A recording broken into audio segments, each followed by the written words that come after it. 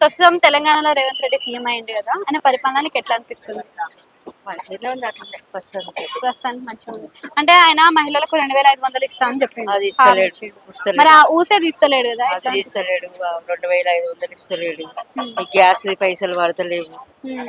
అంటే కొంతమందికి పడుతుంది, అప్లికేషన్ పెట్టిన వాళ్ళకి అంటారు. మరి మీరు మాకు అప్లికేషన్ పడతలేదు, పెట్టినాం మేము. మరి ఉచిత కరెంట్ అన్నాడు, ఉచిత కరెంట్ కూడా అసలు బిల్లు వస్తూనే ఉంది. ఉచిత బస్సు ఇస్తుండు కదా, దానివల్ల ఉపయోగం ఉందంటారా? ఇక బస్ అంటే ఇక ఆడవాళ్ళకి లేడీస్ కే ఉన్నది, ఇంకేం.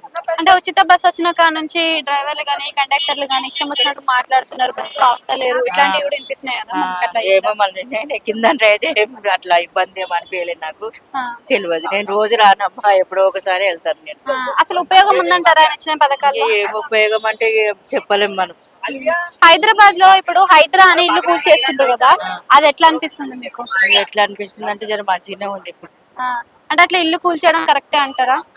తెలంగాణ కన్నా ఇదే తెలంగాణనే మంచిగా అనిపిస్తుంది నాకు.